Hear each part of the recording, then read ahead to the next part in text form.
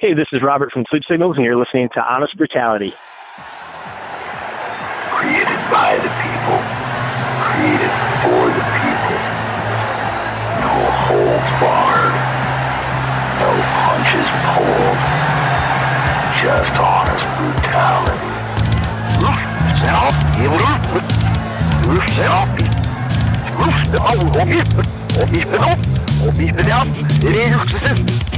I don't know what the fuck you guys are thinking, but you don't ever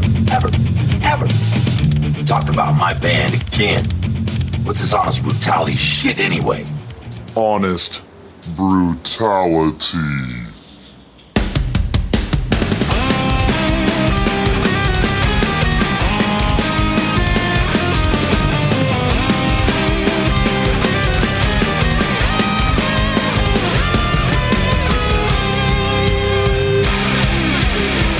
Wake up, punch the clock. Another day in a dead-end job. We waste away. We never question. Hey everybody, welcome to Honest Brutality. I am your host, Evil, and I am joined by my co-hosts. Hey, this is Big Sloppy. And Miss Camera Rebel. And we have on the line Robert from Sleep Signals. How you doing? Good, man. Thanks for having me. Thanks for taking your time. I know you're really busy right now. You guys got a lot of stuff going on. Now, are you done with the studio work at this point? Yeah, we wrapped up in the studio back in about April, and we've actually got our new record back in our hands. We pushed back our release date on the entire record a little bit, but we've put out a couple of singles already off the upcoming record. Right, and we'll get more into that in a minute. The name of the new album is At the End of the World. Yep. When are you going to release that? Digitally, it should come out about September 1st, and then we'll do the hard copies. Our album release show will be September 29th up in St. Paul, Minnesota.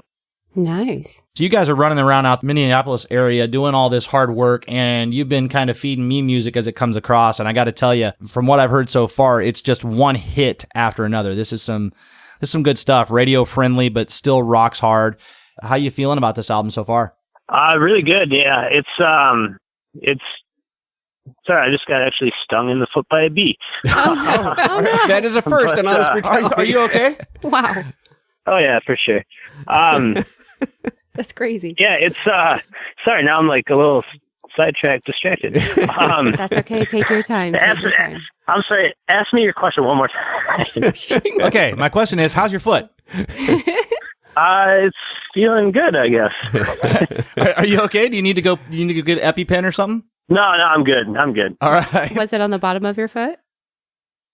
Yeah, wearing flip-flops, and I just stepped out on it. Those are the worst. Good luck in 3 days when it's itching like a son of a bitch. It's like tickles Right? and itches at the same time. You're like, oh my God, it's crazy. So I was just asking you how you're feeling about the new album, and are you ready to get it out there and do this thing? And you have a support tour lined up? All of that good shit. Tell us all about it. Yeah, we're feeling really good about it. Yeah, we really dig all the songs that we put on this record. I think we had about 30 or 40 candidates that we were looking at when we decided, on the 6 songs that we ended up putting on it. So, we felt they were all really strong songs. Really happy with all of them. And we've got a tour. Should be announced here probably next week, I believe. That'll have us out pretty much the entire month of September. And then we're working on some dates for November and December as well. Are you guys looking to headline? Or are you going to be touring as support for somebody? I can't really talk too much about it yet. But yeah, I mean, the tour in September is going to be a co-headlining tour with another band. That's all I can say right now about it. Okay. I think we'll be hitting a lot of kind of Pacific Northwest and Midwest. Yeah, good for you guys hooking up with Stone Sour this fall. Good job. Well, I mean, hell yeah. No? Okay, I'm going to keep throwing names till I get a hit. He's just fishing. Oh, yeah. Well, so you said Pacific Northwest. What states we're looking at? You going to be doing some Northern California dates? I don't know if we're going to be making it down to California, but not on this run anyway. We need to get back out there, though. It's been a couple years since we've been out to California. That's what I was telling you the other day on social media. Get your asses out here. Right? For sure. Yeah, we'll definitely try to get something going that part of the country again here soon. Look, we're going to set you up. You come to either Redding or Chico, California. If it's not on this tour, up yours, pal. Well, speaking of support and tours, you guys have had this really active social media campaign here recently to do some opening. That's been a lot of fun watching you guys do that. Yeah, we got the opportunity from 93X, the radio station in town here in Minneapolis, the opportunity to open up for Seether next month. So, yeah, we've been pushing that pretty hard on social media, bugging everybody about it. And the voting period is finally done, so now we can stop bugging people about it a little bit. We're happy about that. We never we always hate the voting kind of stuff like that because it's so hard to, Right. It's so hard to constantly hound people about that stuff. But people did awesome for us. We're so fortunate to have the response that we had on it. We won't find out who won it until Tuesday, but we're feeling pretty good about it. We really had a really good response on it. So cool. Good. By the time this airs, the results will probably be in, so congratulations. Right. Thank you. And we'll see what happens. It's we're also really fortunate to be from the Minneapolis-St. Paul area, and there are a lot of killer bands, coming out of this area right now. It's really kind of a hotbed for the rock music scene. So it's, all the bands in this competition were super killer bands. I believe that. I had a question for you because you guys are there in that Midwest scene. And we were back in actually Missouri here recently, so we saw a little bit of what's going on back there. As far as a rock scene goes, are you guys getting a lot of turnout? You seeing a lot of support for the bands in that area when you do shows or go see other bands doing their shows in your area? Is there a lot of draw? Because it's what we read and hear about is there's a lot of support in the Midwest. Right. Is that true? Yeah, it's really starting to grow. The Minneapolis-St. Paul market has been just really blowing up. We're seeing a lot of people coming out to shows. We've been doing really well in Wisconsin, Iowa, even into Illinois. Indiana's been really good. Missouri's been great. Kansas has been great. So yeah, the Midwest has really been people are really starting to come out to shows. So it's been awesome to see. Yeah, Cool. that's great. Real cool, man. Real cool. We've talked to other bands. Somebody you're familiar with, Marty McCoy. You want to tell everybody why you're familiar with Marty McCoy? We played a run a couple years ago with the Bobaflex guys. They're good buddies of ours. Marty did a feature track on one of the songs on this new record coming out here. So yeah, really, really good guys. We love those guys. And that's a really good track, by the way. Thank you. Yeah. Yeah, it's good stuff. This whole album, actually, from what we've heard, what you sent over to us when we were checking it out, I got to tell you, the one that you just recently released, the other single, Suit and Tie Suicide. Yep. Man, that song speaks volumes to this guy. I got to tell you, I was sitting there getting the chills. I'm like, man, that's a fun song. That's really cool. It's kind of almost a little tongue-in-cheek, like you're having fun with it. And at the same time, it's got a pretty straight-ahead message. Do something with your life. Did you write that? Most of the stuff on the record, we all kind of had a hand in writing one way or another. And Tyler and I kind of do most of the main writing, and our producer Justin Reimer, he helps us with some of the writing in the studio as well.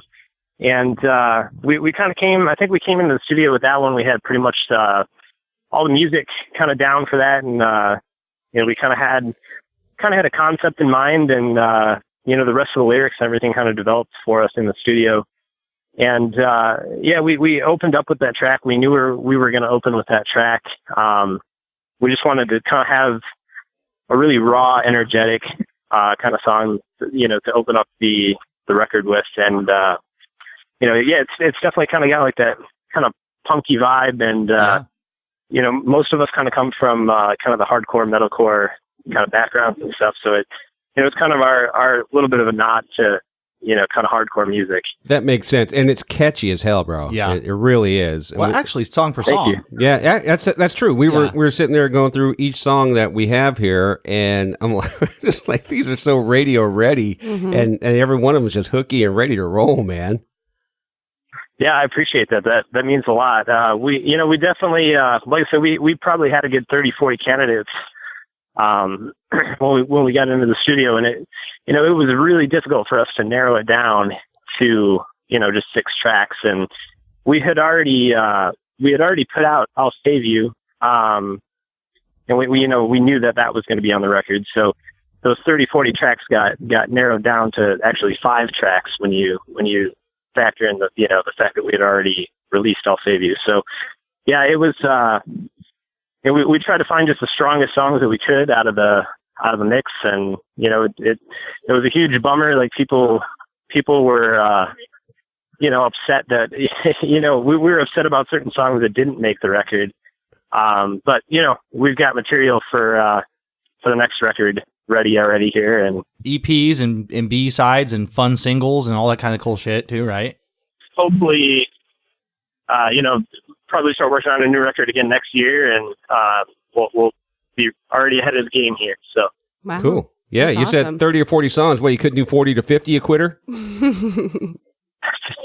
we'll see, and we'll hopefully be writing some more stuff too, because we kind of like to constantly evolve as we go, and even with this record, we experimented a little bit more with kind of a little bit more arrangements, like string arrangements and some programming and stuff like that on it. So we're looking to evolve, and with each record kind of grow a little bit.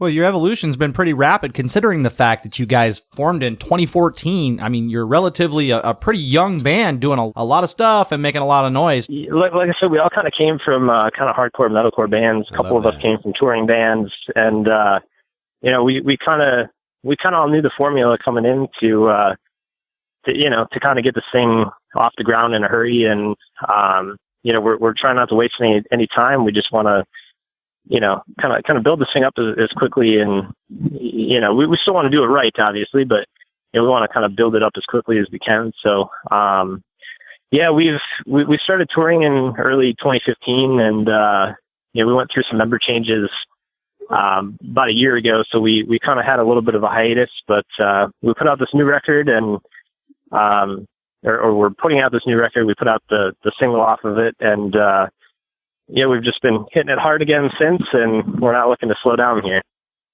So are you guys pleased with the response from your single that you put out? Yeah, I mean, we had a really good response on both. We've had a kind of a different response, I guess. I think just because, like I'll Save You, we did like an actual music video for, and we were really happy with how that came out. We worked with John Wheeler. He's done a bunch of really killer stuff for like Blue Felix and Gabriel and the Apocalypse. I mean, we had just a tremendous response for that. It's been awesome.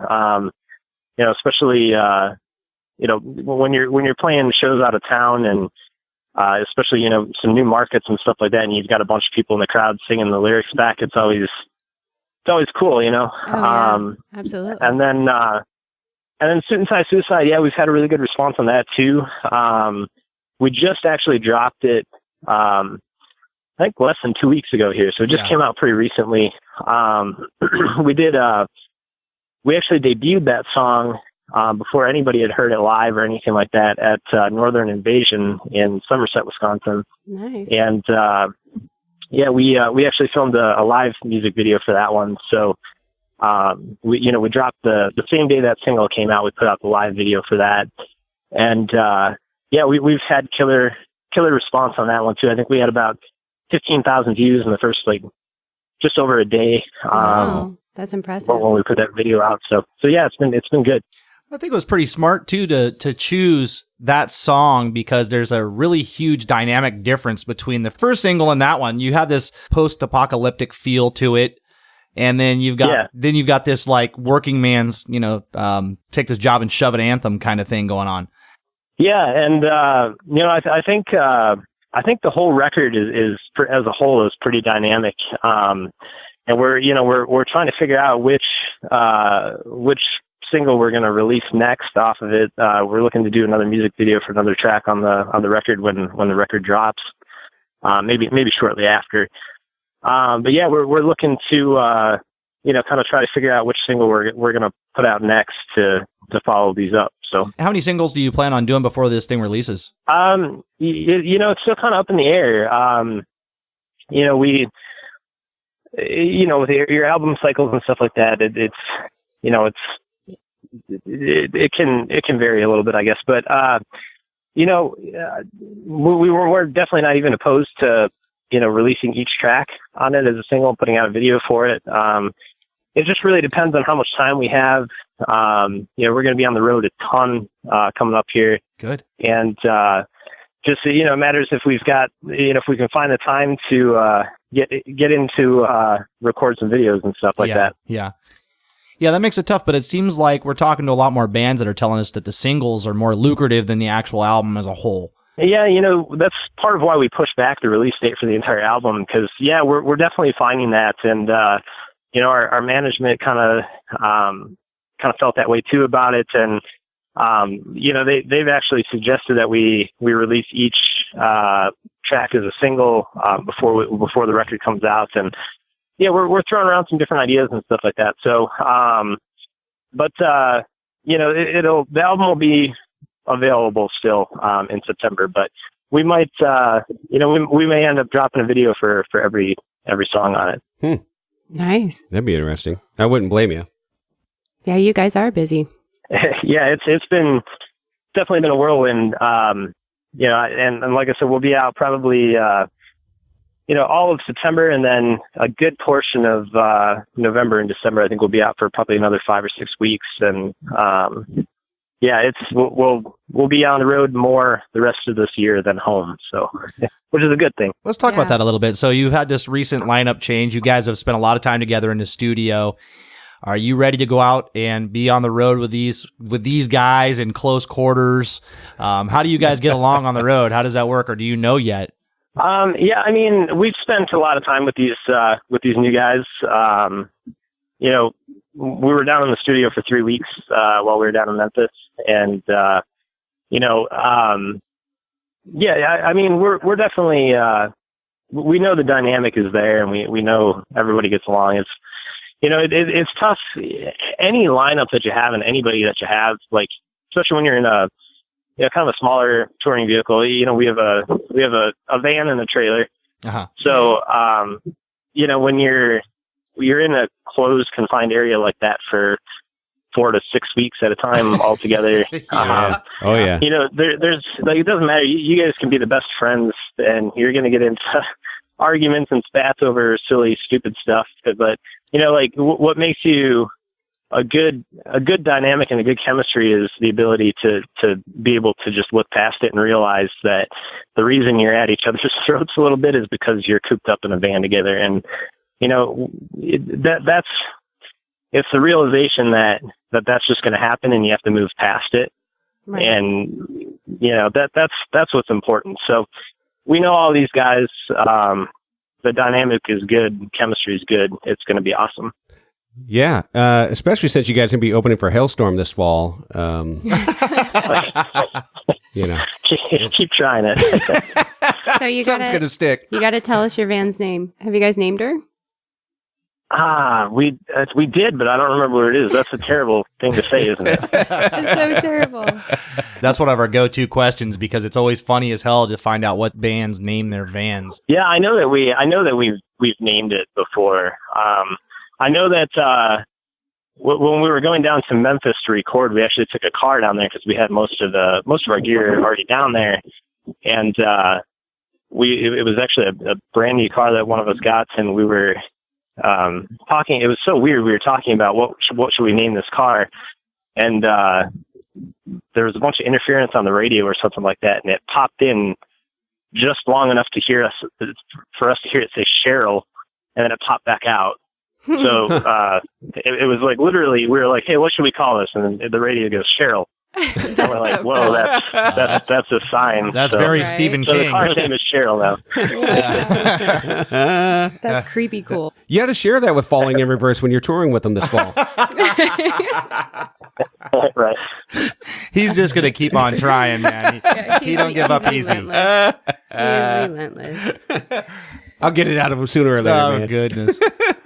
We're looking to announce the tour next week, so you don't have to wait too long. That's awesome. So have you had any vocal training, or are you self-taught? I I had a little bit of vocal training when I was a kid. I used to, it sounds funny, I guess, probably, but I used to be in a lot of musicals and stuff like that when I was a kid growing up. And so I had some semi-formal training, I guess. Yeah, it's interesting, our history. I used to play guitar in this band, actually. And I moved to vocals after we had our last member change. We had 2 vocalists over 2 records, and we were looking at trying to find a third vocalist, and we just decided it was better for me to move over to vocals and not have to have a new vocalist every record. So, Right. Yeah. I've actually heard that in a lot of bands. Yeah. Members Yeah. taking over, Yeah. guitarists. Well, or and whatever. sometimes that works out. Like, for instance, I'm sorry, but I got to be honest with you. I think what I'm hearing now is some of your best stuff, and mostly because the vocals are so strong. yeah, and I appreciate that. It means a lot. And I mean, I did do a lot of, I did the majority of the backing vocals when I played guitar in the band too. But yeah, it's been a challenge. It's been fun. I am looking actually to get into some more formal training so I can just keep improving. Right. But yeah, it's been a blast so far, and it was a little awkward the first tour, trying to figure out what to do with my hands Oh, yeah. when I'm not holding a guitar. But yeah, but it's real natural now.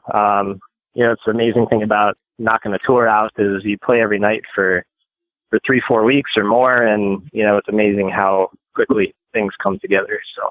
Yeah. So are you just not comfortable playing guitar and singing at the same time? You struggle with that, or you like, I'm going to concentrate on one thing, be the best at that? Where are you at on that? Yeah, I mean, there are a lot of factors behind that.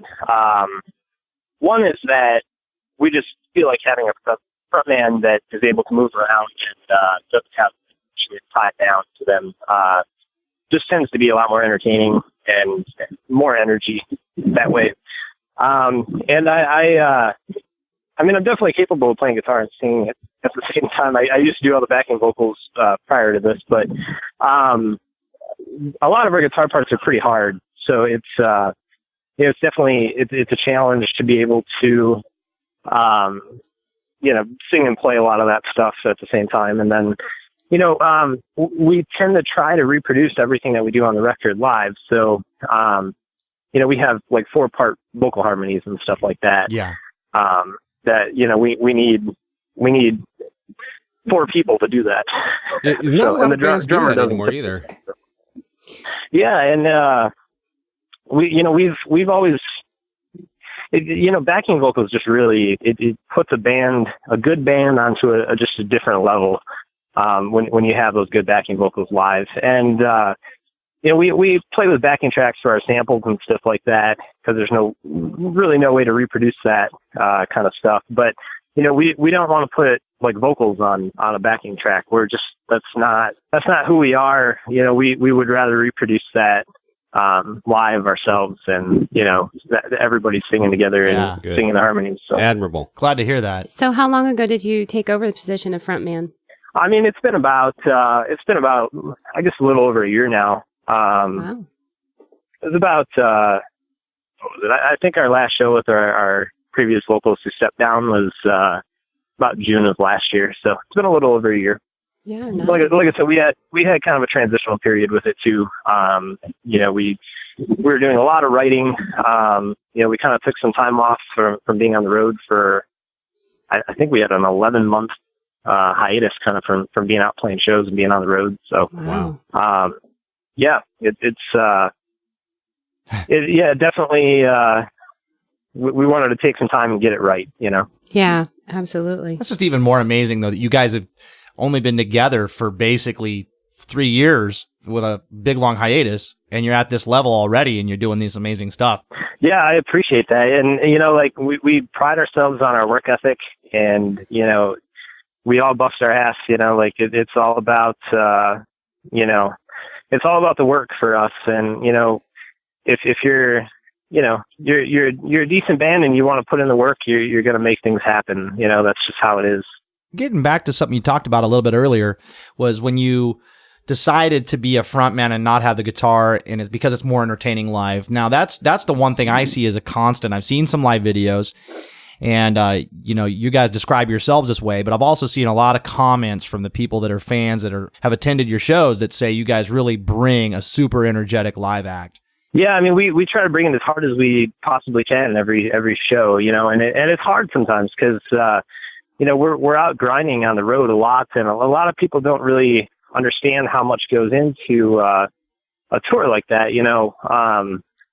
We're up at the crack of dawn. We're trying to get to the next town. We get in, do some radio in the morning, and then everybody's grab something to eat quick, and then you're off to the venue loading in, and we typically try to be pretty minimalistic with how many people we have on the tour, so we don't usually have very much of a crew, and we're doing a lot of the work ourselves. And you're setting up, you're sound checking, and then by the time you know it, the show is starting, and we try really hard to support all the other bands that we play with on tour and watch everybody's set and everything like that. And then you get up and play, and then you have some time to kind of mingle and stuff like that, and before you know it, it's 2 or 3 in the morning, and you're doing it all over again tomorrow at 7 or 8. So Right.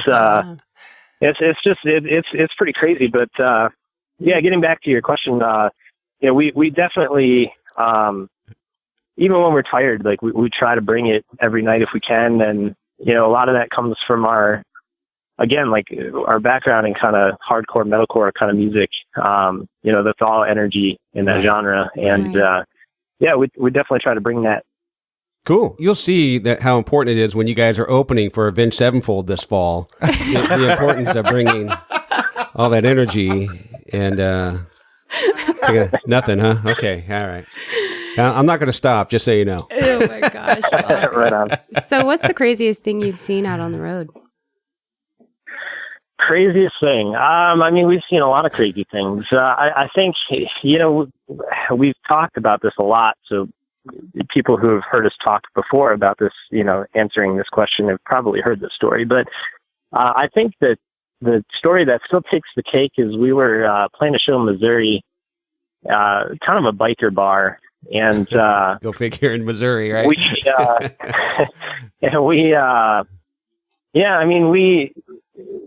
watched all the other bands. We got up there and we started playing, and there's a good crowd for the night, and we got about halfway through our set and everybody's just gone, and we're like, well, what the hell did we just play a really bad show tonight, or what happened? And we just kind of played through the rest of our sets, and we get done, and the promoter comes up and he's like, yeah, I'm so sorry, guys. The owner's real sorry too. This is really unexpected, but I guess a rival bike gang showed up, and somebody pulled a knife and somebody pulled a gun, and the whole crowd just left. There were like two or three people that were still sitting there, and we're totally oblivious to this with a knife time. and a gun. We're just playing through our set like nothing's going on. We had no clue, and hear everybody else just filtered out of the room because somebody pulled a gun. So definitely one of the most interesting experiences that we've had on tour, for sure. That makes it, and you'll get that when you're touring with Sick Puppies and they're playing that song, Don't Bring a Knife to a Gunfight. You'll have some real experience there. Nothing, huh? Okay. No, I'll keep trying. So kudos to you guys for actually finishing up with that's awesome. We talk about. Well, if we would have known, I don't know that we would have. It was the fact that we were oblivious about it. That made probably all the better. Funny. Hey, you seem like the right kind of guy for this question. We asked this occasionally, and we actually got a great one a few weeks ago, and we talked to a guy in Sweden. What's the one thing from your childhood that your parents still bring up to this day? I think, that's a tough question, actually. I think the thing that we probably talked the most about is I was 5, and we took a trip to Disney World in Orlando, and I went off chasing Goofy and got lost in Disney World, and they were freaking out, losing their mind, trying to find their 5-year-old. lost in Disney World. That it was dark out. It was nighttime. Oh my gosh. Yeah, so we talk about that a lot. That comes up a lot in conversation, especially a couple of us in the band have small kids, and myself included. So them being grandparents, they talk a lot about not losing my kids at theme parks. That's so awesome. So speaking about kids, do any of your children have the opportunity to make it to any of your shows? Have they in the past? Yeah. We've my older son, who's 4, we brought him out to a show once. We brought his we've got the noise isolating headphones for drumming, because I've got him a drum set. We're trying to teach him drums. Nice. And we brought him out to a show once, and he got to sit side stage and watch the show, and sat there with my wife, and he just had an awesome time. It was it was cool. It's cool too to see him, because he we'll just be sitting at home, and he's in the living room running around saying he's playing shows and stomping around and acting like he's on stage. So it's awesome. We're definitely turning him into a little rock star. So parent goals. Love it. Good parents. Good parents. Hey, do you guys do any covers in your live set, or are you doing all originals? Yeah, we've actually a lot of times we'll kind of play it as an encore or something. Sometimes we'll throw it in the middle of a set.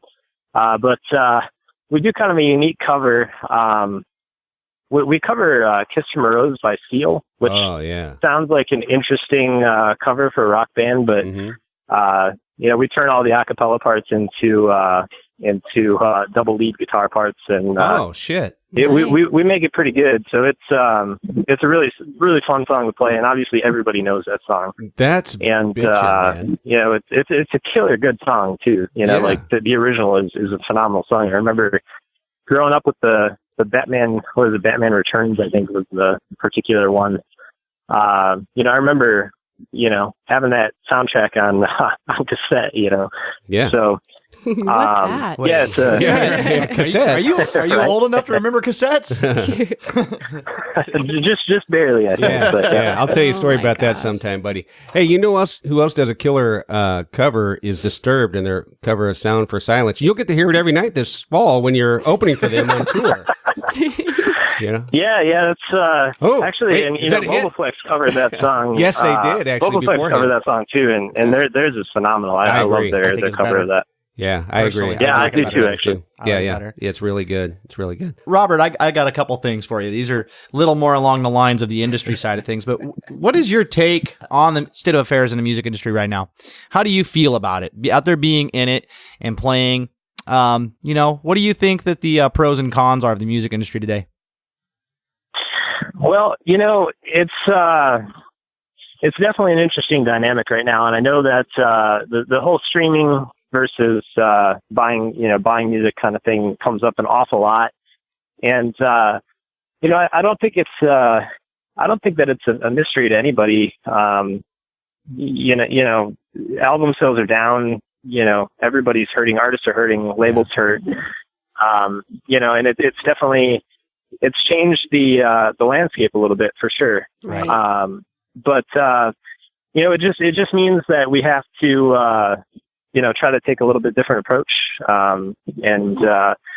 We rely a lot more on our touring. And I think a lot of people are starting to realize that, and I think it's helping actually to get people out to shows, because they realize, their favorite bands can't exist if they're not, coming out and supporting them live and buying a shirt and that kind of stuff. So it's definitely a different landscape, and I think everybody really is trying to, is struggling to adapt, and but we're all kind of figuring it out, Yeah, that makes sense. And, it makes you wonder if Lars Ulrich was onto something back with the whole Napster thing. And you can talk to him about that when you're on tour with him this fall. You and Metallica. It's going to be quite the pairing. Yeah, congratulations, by the way. That would be a crazy one. You bring up a really, really good point, and that's why I like to ask that question, because you're immersed in it, and we're learning as we go along, too. We just recently went and saw a band that we really, really like, and we're very friendly with. We worked with them on the show, and I felt really guilty, actually, at one point, because they were doing what was basically a free show. It was no cover to get in, no admission. They were doing the show, and I'm there streaming it live, which I know is good because it's exposure for them. But at the same time, like that doesn't make people have to leave the house to come down and see them, if I do that. So it was kind of a double-edged sword. Then again, I did make sure that I spent a C note at the merch booth, so they had the gas to get to the next show. Yeah, and I think in regards to that, like I think it does more to help than it does to hurt, certainly, because there's no substitute for the real thing. And you can watch a video of a band, but when you can't feel the bass, vibrating your chest cavity, like it's just not the same thing. And I think most people realize that. So I think, streaming it like that is good, because it's, it's going to get people to realize the show's going on. And if they're going to go, they're going to go, Yeah, I would agree. Actually, there's no such thing as too much exposure. That's true. Yeah, to some degree. But like I said, I couldn't help but feel a little bit of guilt. And not only that, but I did the 2 or 3 songs. I kind of did it from a journalistic approach, and then I put the thing away and stood there and enjoyed the show, because I don't want to watch it through my goddamn phone. I want to see the band play. Yeah, and that's an interesting thing that you bring up too, because it definitely is tough when you're on stage and you see everybody like sitting on their phone. You're trying to bring it hard for the show, and you're trying to get everybody excited about the show, and our job is to make sure that everybody's having a good time, and it's hard when they're so immersed in their phone that they forget that there's a show going on in front of them, Sadly, I think that's the state of the world now. Yeah, it is. It's all over. Yeah, and I think it's even outside of music, it's just Yeah. If you could go back today and talk to a young you, what advice would you give yourself? The biggest thing, I guess, is work ethic. I think when I was I started playing in bands and stuff when I was about 14. Keep in mind, I live in Wisconsin, so I started playing some bars and stuff when I was about 15, 16. And you can be in a bar here, legally with a parent or guardian, no matter how old you are. So really, it doesn't matter if they primarily serve food or booze. It doesn't matter which way, as long as you have a guardian in the bar, you can go in. Yeah, as far as I know, most, maybe some local municipalities would override that. But I think as a whole, the state of Wisconsin, I think, it doesn't matter. Or at least they don't enforce it. We never had problems with it anyway. Right. But, then I started to really kind of get into, kind of more legit bands. Like, those are mostly cover bands and stuff like that. And I started to get into bands where we were writing our own music and stuff when I was about 17, 18. And the amount of work that we put in at that time, I wish I could go back and say, hey, you need to work harder, because it's definitely, that's the only way you're successful in this business, especially with the way that the landscape has changed. The only way that you get ahead in this business is by working. We kind of live in an age of technology that, anybody can produce a relatively good sounding record in their basement. Right. And, like we do all of our own pre-production, in my home. And, we can't make it sound the same way that our producer can in the studio, but, you can make something sound pretty good. And, with the internet now, you have so much competition, with so many other bands that have, a decent sounding record, that there's so much noise. For your average fan of music who's out there trying to, maybe find a couple of new bands that they're going to like, there's so much noise and there's so much competition, so many other bands that are putting out good stuff that, you know, the only way that you get ahead is by working your ass off. And, you know, I think if I could go back and tell myself that, you know, 15 years ago, it would, we would be in a lot different place right now, I think. But, Yeah. Yeah, and you know, I have something actually really to kind of add to your comment about there being so much noise on the internet. Big Sloppy and myself, we go through and we listen to a ton of bands. You know, on our Saturday shows, we rarely ever play the same band twice. You know, so we're just going and going and going. And there is a lot of great music out there, but there's a lot of crap too. I mean, we filter through a lot. I mean, we filter through, I don't know what the ratio is, but it's like It's hundreds per week. Right. But like, as far as like crap versus good one, you know, we go through like probably 30 to 40% of what we get is quality enough to be on the radio. And it's a lot of unproduced bands Right. doing it on their own. And you're right. There is a ton out there. And it's a good, bad thing, I guess, because you can get a lot of the crap out there that gets in the way of the bands that really need to be heard, the bands that are putting in the time, the money, the effort, and all that. Right. And like I said, you know, I guess the point I was trying to make is just that, you know, you can make something sound, you know, is it like pretty decent at least, though, you know, I mean, it's not going to sound, but like I said, you're never going to get the same kind of sound out of a record when you're doing it in your basement and you're untrained in it. You're never going to get the same sound as you can when you go in with a legit producer and you put some money into it, and you know, it's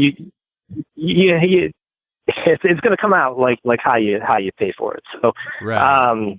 but a lot of these bands, you know, are putting out, you know, stuff that's at least pretty decent, you know. So it's definitely, it just, you know, like I said, for the average listener, you're just bombarded with stuff to hear. Like if you follow bands on Facebook, you're bombarded, and I, you know, like I said, with the voting contest and things like that too, it's hard because we know that people are bombarded, and we don't want to be one of those bands that is bombarding them. But you know, that's the only way that we get our music out. Say the Honest Brutality crew jumps in your car and we're cruising down the road. What's playing on your stereo? That's a question that would probably get a very different answer from each and every one of us. Absolutely. We're all pretty open to a lot of different types of music. Like all of us listen to a pretty wide variety of different things. I listen to probably one of my all-time favorite bands is a band called the Wilhelm Scream. I don't know if you guys are familiar with them, but absolutely love that band. If you're into kind of like hardcore punk kind of stuff, you should check it out because they are absolutely phenomenal. It's like kind of like hardcore punk with like super metal guitars and double lead and stuff like that. It's Sounds cool as hell. I will check that out. They're an incredible band. And like I've seen them live a couple times too, and they are absolutely incredible. They're from Massachusetts, but yeah. So I mean, a lot of times you see me listening to their discography still. Like I still don't get tired of it. I listen to it all the time. Yeah. I'm really into. You know, it's weird for me. Like I kind of get like a rotation of records that I listen to a lot, and you know, I'll still listen through a lot of new music, maybe once or twice, but I always kind of come back to a select few records. And, you know, like I said, Wilhelm Scream is a big one for me. The band Bleeding Through is a big one for me. 18 Visions. I love 18 Visions. Yeah. I dig that band. Really big into, like Brand New. I love Brand New. I'm really big into the Gaslight Anthem and, his side project, The Horrible Crows.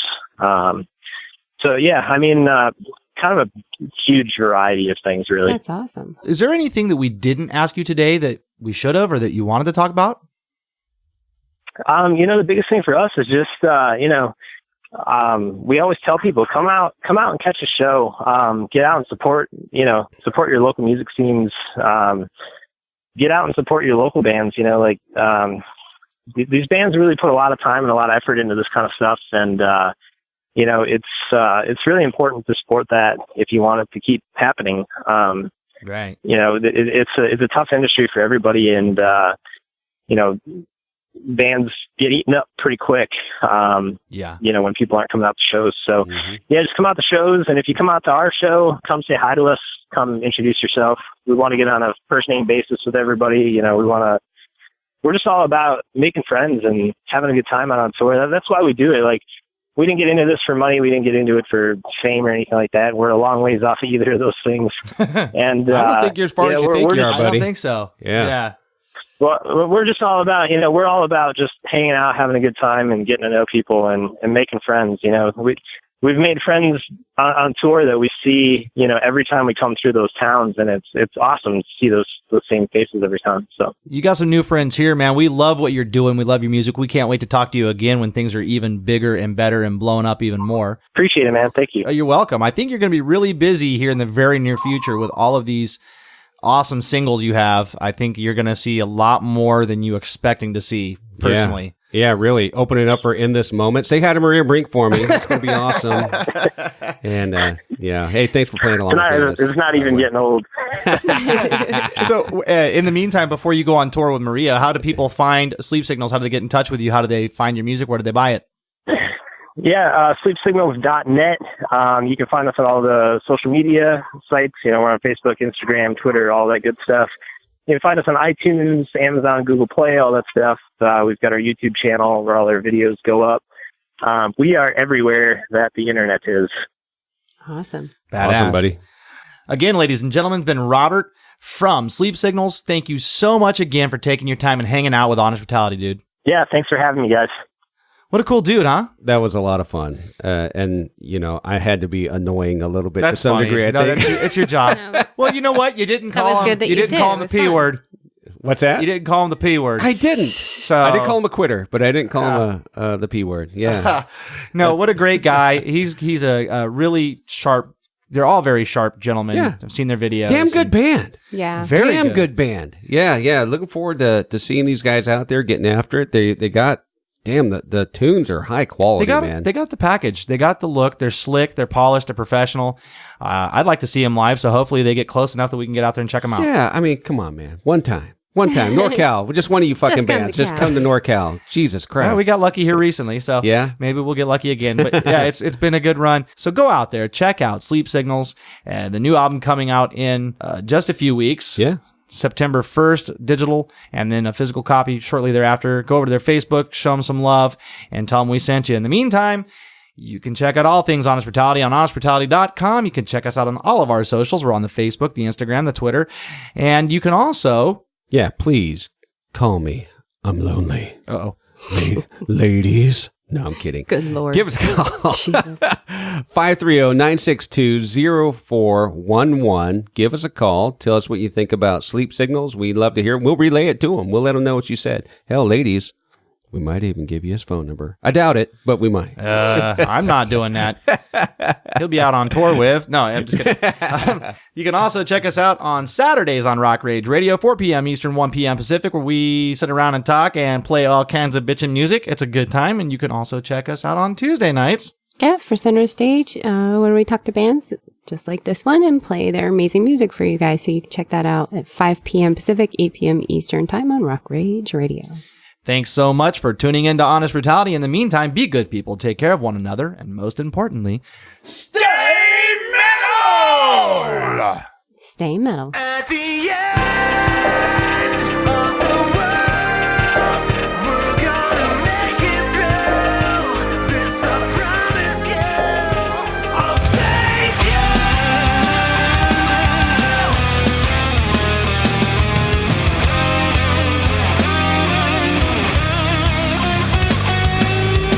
Awaken to a world you thought you used to know. Can you hear me? Can you hear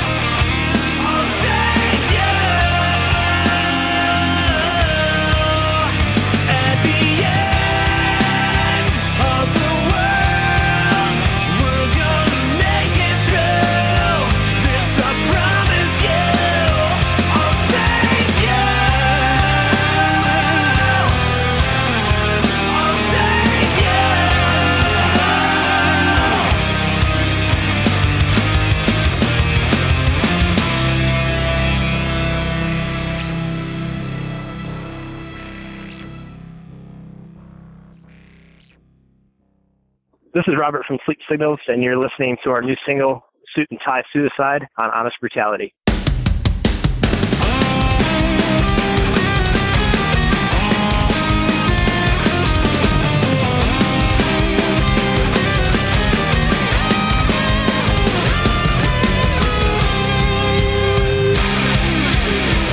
Wake up, punch the clock. Another day in a dead-end job. We waste away. We never question who we are and what we'll be. Are we too blind to see reality of man's ascension? But till we beat the machine, 9 to 5, we work our lives away. Day in, day out, suit and tie suicide. Join the funeral procession. It's our same routine obsession. You're not living when you're dead inside. Suit and tie suicide.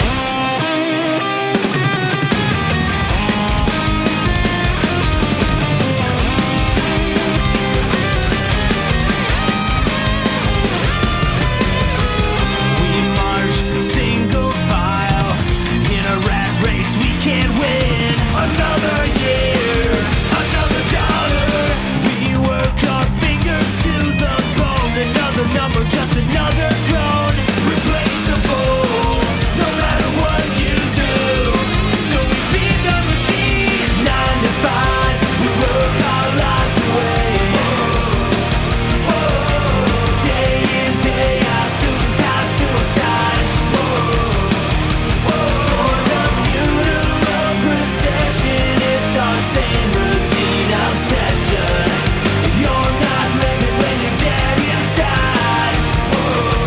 Suit and tie suicide. Day out till we die. Dressing for our suicide. Day out till we die. Dressing for our suicide.